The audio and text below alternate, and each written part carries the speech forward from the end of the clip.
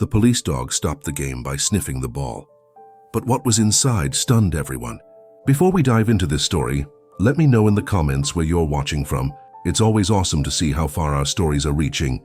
The Star League Championship final was about to tip off in the massive Quartz Arena, a state-of-the-art venue surrounded by giant screens, flashing lights, and thousands of hyped-up fans.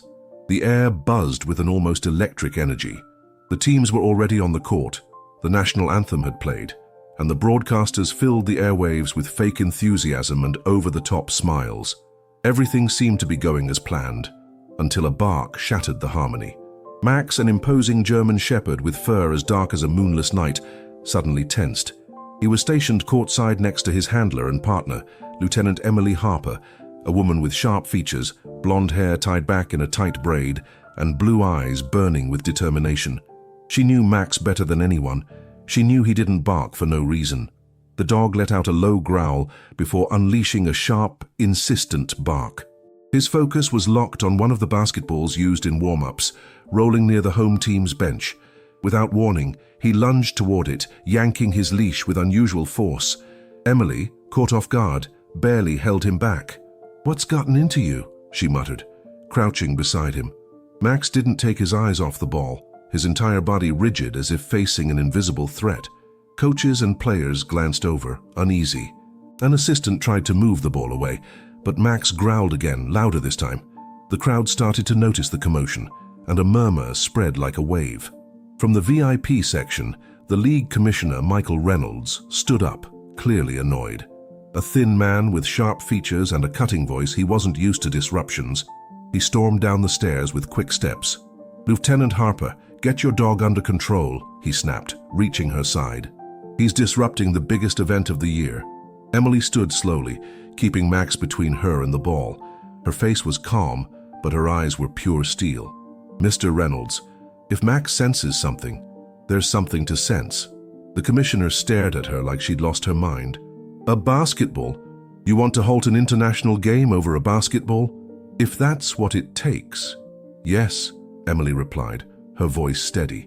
The referees tried to restore order. The crowd was getting restless, and some broadcasters were already speculating live about the odd behavior of the K9 security unit. In that moment, Emily made the decision that would change everything. She crouched down, put on gloves, and cautiously approached the ball. Max stood still, watching her every move, his breathing heavy and his tail low. The ball looked normal, until she felt something faint under her touch, a slight vibration, a subtle pulse, almost imperceptible. Emily's face went pale. This isn't a regular basketball. The discovery of the vibration in the basketball sent Emily's heart racing. Max, ever alert, stayed in a defensive stance, as if he knew something bigger was about to unravel.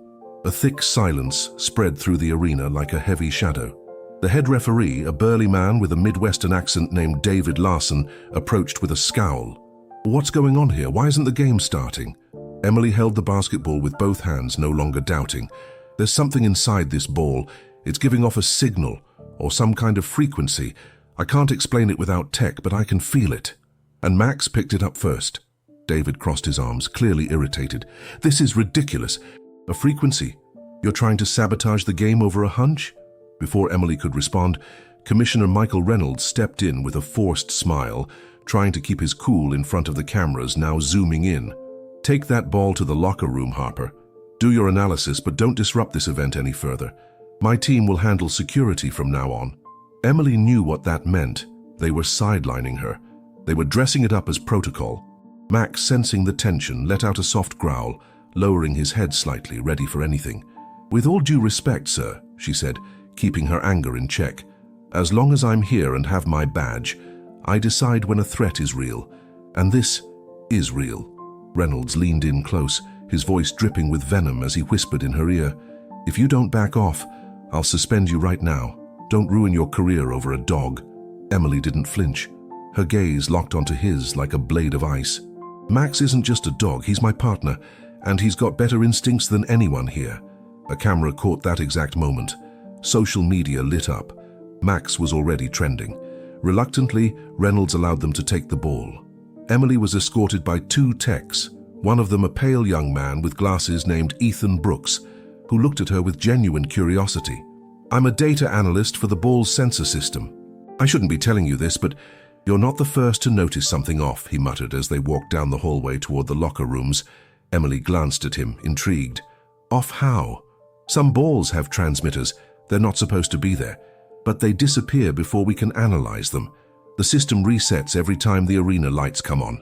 Max, walking beside her with his chest puffed out, seemed to catch every word. His eyes darted side to side, alert to any change. Emily sighed. Suspicion was building like a quiet storm. Something shady was hiding behind this sports event, and now she and Max were the only ones brave enough to face it. The locker rooms at Quartz Arena were eerily quiet. Fluorescent lights flickered with an uneven rhythm, as if the building itself sensed something was wrong. Emily, with the basketball wrapped in a black cloth, marched purposefully to the makeshift lab in the tech wing. Max stayed close, his paws echoing firmly on the concrete floor like the steady beat of justice. Ethan Brooks led them through a narrow hallway where their voices were swallowed by the concrete. "This place got a big renovation recently," he explained in a hushed tone as if someone might be listening. "They added a new control room under the main structure. Only authorized personnel get in." "And you're not one of them?" Emily asked, keeping her pace. "Not exactly. I was hired as an outside consultant to calibrate the sensors. I don't have access to the logs, but—" He paused, lowering his voice even more. "I know how to get in."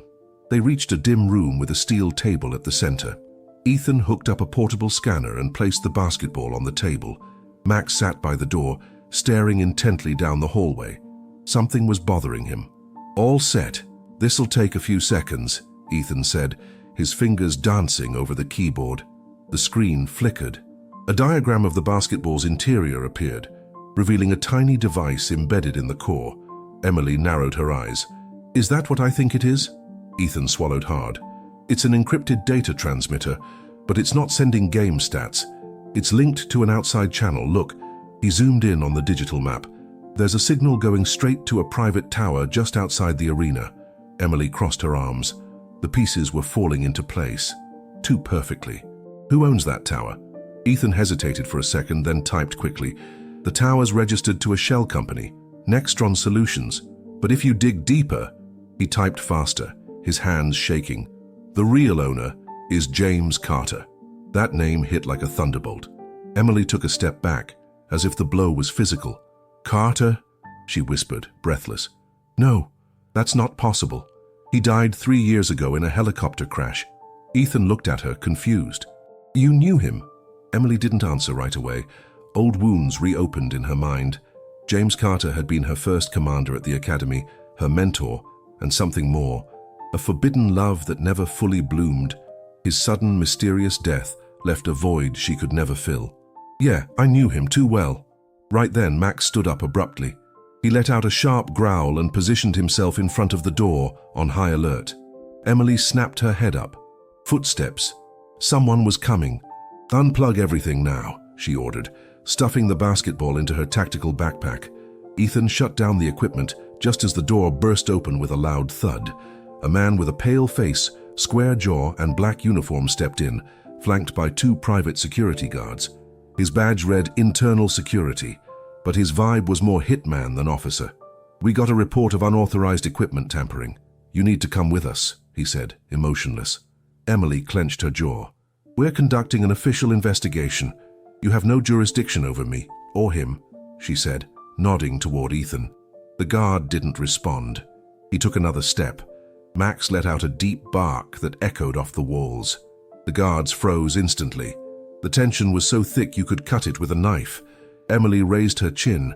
"Tell whoever sent you I'm not stopping. Not anymore." The sound of boots echoed through the back hallways of Quartz Arena as Emily, Ethan, and Max moved quickly, dodging cameras and curious glances. The silence between them was heavy. The mention of James Carter had left a pit in Emily's stomach. One even years couldn't heal. They reached a restricted area, the main monitoring center. Ethan, hands trembling, used an unauthorized access code. Automatic doors slid open with a low hum. The air smelled of burnt wires, stale coffee, and long-buried secrets. "This is where all the internal feeds are. Hidden cameras, encrypted relays, everything," Ethan said, plugging his laptop into a terminal. If someone's using the arena to send data, we'll find it here. Emily nodded. Max sat close, a protective shadow. The room was empty, but her gut told her something was off. Max's fur bristled slightly. He growled, low and steady. "What's wrong, buddy?" Emily whispered, giving his head a quick pat. Max's gaze locked on a blind spot in the room. Then it happened. The main screen flicked on by itself. A blurry image formed through digital static. A familiar face. Too familiar. Emily's heart stopped for a moment. It was James. Thinner, with a grown-out beard and longer hair. But those grey eyes, that piercing stare, hadn't changed. He was alive. The feed was live. From somewhere close. "Hey, Emily," his voice came through, wrapped in a metallic echo. "I knew you'd come. You were always the only one who listened when no one else would." Emily stood frozen. Her throat tightened. Max rose, inching toward the screen as if he recognized the voice too. How are you alive?" she managed, her voice barely a whisper. James gave a sad smile. "Because I was never dead. They forced me to vanish. What I uncovered 3 years ago, it would have torn apart half the national security system, but not everyone wanted that to come out." Ethan watched, stunned. "Who's behind this? Nextron? Reynolds?" James looked down. "Reynolds is just a pawn. There's something much bigger at play. There's something you can't take on alone." Emily stepped forward, regaining her composure. "I'm not alone," she said firmly, resting a hand on Max. "And I'm not afraid anymore." James's image flickered, distorted by sudden interference. A countdown appeared in the corner of the screen. 20 seconds. Then a message. "Trace detected. Location compromised." "They're coming for you," Emily shouted. "Cut the feed." "Too late," James said, eerily calm. "Do what you always do, Emily. Find the truth and take care of Max. He knows more than you think." The feed cut out. The screen went black. Silence hit hard. All they could hear was Ethan's shaky breathing and Max's soft whimper, his head low as if he'd just lost someone dear. Emily closed her eyes for a moment. When she opened them, her gaze was pure fire. "We're finishing what you started, James. And this time, no one's disappearing without answering for it. The calm before chaos is as fragile as glass." Just minutes after James's feed vanished, a sharp bang shattered the air, a gunshot, then another. Screams followed, mixed with the unmistakable sound of a crowd spiraling into panic. Emily reacted instantly, springing to her feet like she'd been hit by a jolt of electricity. Max was already in position, teeth bared, ears up. Ethan stumbled back, pale as a ghost. "What was that?" he gasped. "A diversion," Emily muttered, her eyes blazing. "They're covering their tracks. They want to erase what we found." She bolted for the monitoring center's exit, Max right beside her. The hallway lights flickered. A sharp smell spread. Gunpowder mixed with fear. Turning a corner, they found a tech guard sprawled on the floor. A trickle of blood pooled under his arm. Emily knelt beside him, checking his pulse. Still alive, but faint. Max gently licked the man's hand as if trying to keep him conscious. "Who did this?" Emily whispered, holding him. "2 of the commissioner's men," he rasped. "They're in the north locker room, looking for files. The server, the heart of the illegal data operation." Emily stood, jaw tight. "Ethan, can you get us to that locker room?" "Yeah, but..." He hesitated. "It's a restricted zone. If we get caught..." "We're already caught," she cut him off. "We either stop this, or we're the next bodies on the floor." They raced through a dimly lit service tunnel, Emily replaying James's words. "Do what you always do, Emily. Find the truth." At the north locker room's entrance, the air shifted.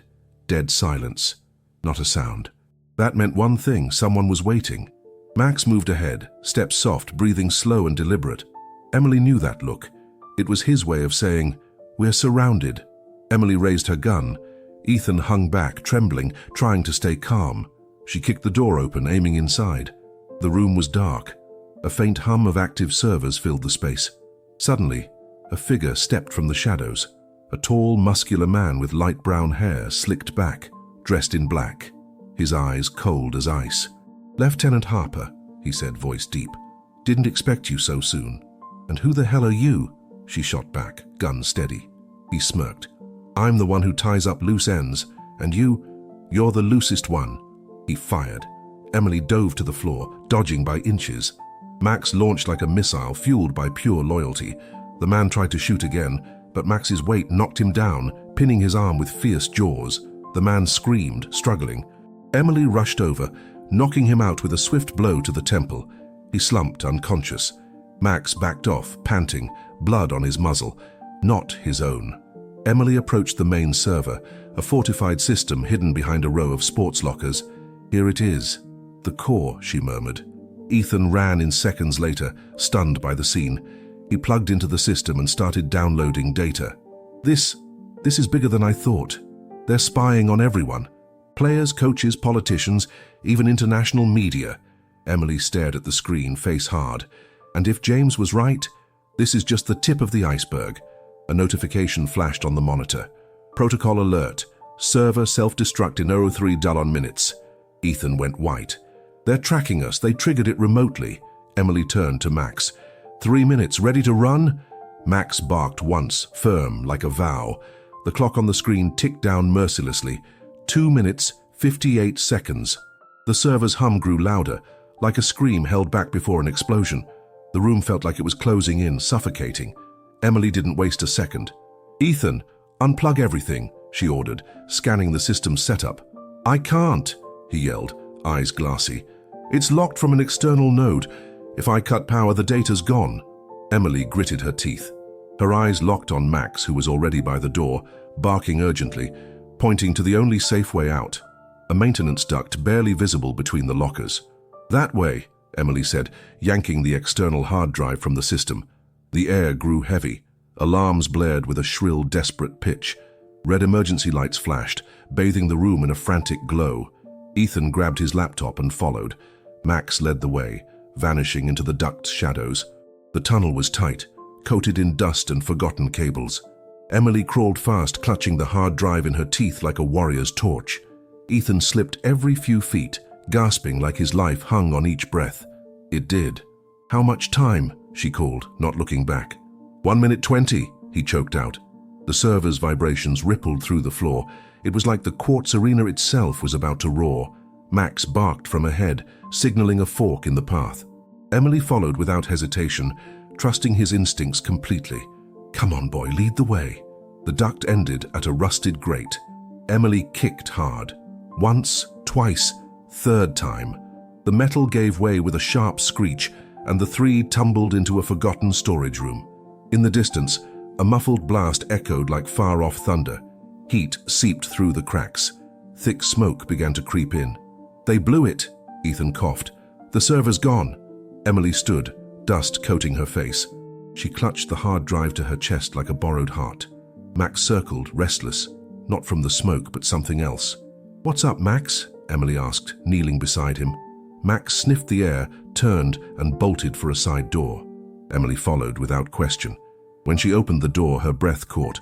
On the other side, in an empty hallway, stood James, dressed in dark civilian clothes, a new scar marking his left cheek, thinner, tenser, but it was him, alive, real. "Told you to look after him," he said hoarsely, glancing at Max. Emily stared, her heart in a vice, and he looked after me. James reached out a hand. Emily took a step, almost instinctively, but Max stepped between them, not aggressive, but protective. James lowered his eyes, getting the message. "You don't trust me yet." Emily approached slowly, eyes wet. "I don't know what to believe, James. I thought you were dead. Then I thought you were part of this. And now you're here, when everything's falling apart. I'm not here to explain," he said, serious. "I'm here to help you end this." Silence. Just the distant wail of sirens. "Then let's go," she said finally, "because this isn't over." The group moved carefully through the underbelly of Quartz Arena, now more like a crumbling maze than a sports venue. The sirens had stopped, but the silence wasn't comforting. It was the sickly calm of danger still lurking. James led the way, navigating passages only someone who'd lived in the shadows would know. Ethan trailed, glancing back every second. Max stayed close to Emily, his eyes never leaving James. His loyalty was unshakable, but his instincts weren't fooled. "Where are you taking us?" Emily asked, her voice tight. James didn't stop. "There's a second server, one I set up, not Nextron, before I disappeared. It's the only way to expose them completely." Emily narrowed her eyes. Why didn't you say so before? Because if I had, you'd be dead. Someone close to you is working for them. Someone who knows your every move. Max growled. Emily stopped cold. Who? James turned slowly. His face was a mix of sorrow and bottled rage. Colonel William Hayes. The ground dropped out from under her. Hayes had been her mentor since the academy, her first commanding officer, the one who signed off on her tactical unit promotion. A man of strong words who spoke of honor like it was his personal anthem. You're lying, she said, shaking her head. He gave me a chance when no one else would. Because he needed you close, James said sharply. Hayes is the link between Nextron and the authorities. He covers their operations from the inside. He signed my death warrant, and he greenlit the chips in the basketballs. Emily sank to her knees, the weight of betrayal like a physical blow. Max nuzzled her hand, grounding her in the emotional storm raging inside. It can't be him, she whispered. Not after everything we've been through. James looked away. Been through? You mean, it was before you, she said, eyes down. But that doesn't matter now. Silence. Then a voice came from the tunnel's shadows. It doesn't matter, but it still hurts. Doesn't it, Lieutenant? A figure stepped forward, deliberate. It was Colonel William Hayes. Tall, broad blonde hair, neatly combed in military style. Blue eyes colder than steel. His uniform was pristine, as if betrayal left no stains. I knew you'd figure it out eventually, he said with a sad smile. But I still hoped you wouldn't see me as the enemy. Emily stood slowly, tears in her eyes, but her grip firm on her gun. Why? Hayes took a deep breath, like his confession hurt. Because the system's rotten, Emily. I just adapted to survive. You don't get what it's like to fight something so big it doesn't even have a face. Nextron isn't just a company. It's a network that props up entire governments. Without them, everything collapses. Then let it collapse, James said. Hayes drew his gun, aiming at James. You should have stayed dead, Carter. I made sure of that. Before he could fire, Max leaped like lightning, driven by a fury only betrayal could spark. The shot went wide, ricocheting off the concrete. Hayes hit the ground, struggling, but Max pinned his arm with unrelenting force. Emily stepped forward and disarmed him with lethal speed. Her face showed not anger, but disappointment. You taught me to uphold the law. Today, I'm arresting you in its name. Dawn over Quartz Arena brought no peace. It brought cameras, helicopters, reporters starving for answers. What had been a buried rumor for weeks, hidden under the glitz of an international tournament, now exploded across every channel, every screen, every corner of the country.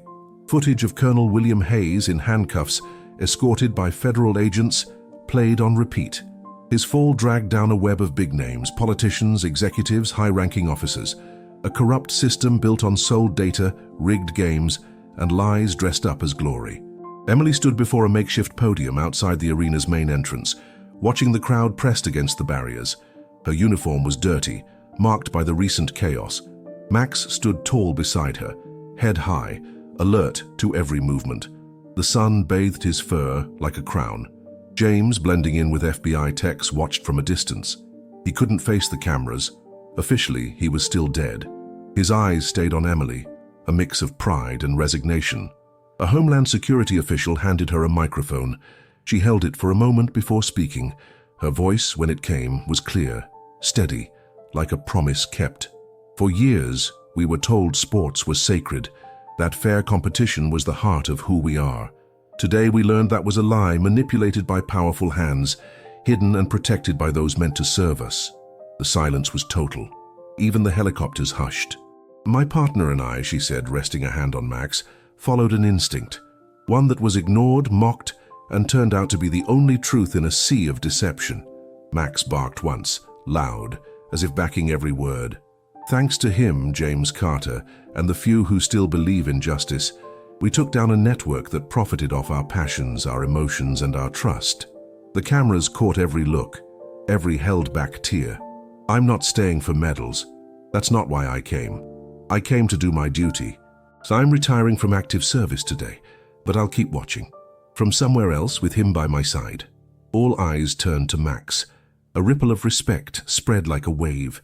Even the skeptics bowed their heads to the German shepherd who barked the truth when no one else did. Hours later, far from the arena, on a rural road lined with pines, Emily drove her old SUV, window down. Max sat in the back, watching the scenery. James rode beside her, quiet. The radio was off. "Now what?" he asked finally.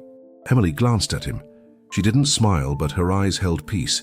"Now we find the next silence that needs breaking." James nodded. Max barked once, like he approved of the plan.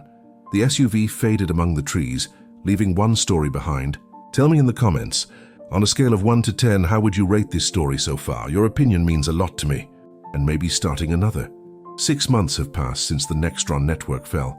The world wasn't the same, or at least it couldn't pretend to be.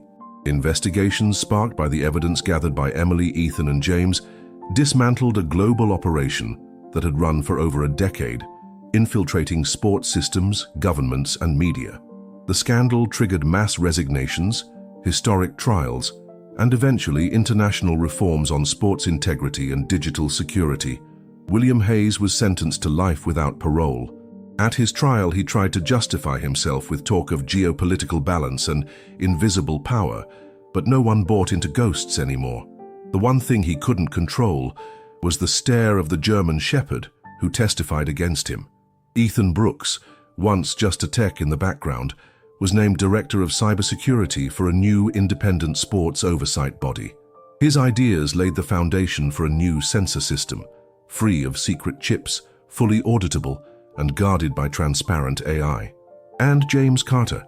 After months rebuilding his identity, he resurfaced as an international security agent under a new name, working on sensitive missions where corruption still breathes. His official return came in a low-key interview where he said only, "I died for a system, but I was reborn to protect it from what came next." Emily Harper kept her word. She left the uniform but not the fight. She founded an independent group to investigate institutional fraud, using Nextron's seized betting profits to fund young investigators and data scientists. She never set foot in a basketball arena again, except once. On the night of the World League's new security system launch, she was the guest of honor. She didn't give a speech, but when she stepped onto the court, dressed in a simple black coat with a German shepherd, wearing a vest labeled Hero of Truth, the entire crowd stood. Max, eyes sharp, stayed by her side, silent. As always, there were no cheers, just respect. And when a kid in the front row asked, eyes wide, "Is it true your dog stopped a crime ring?" Emily smiled, the first time in a long while.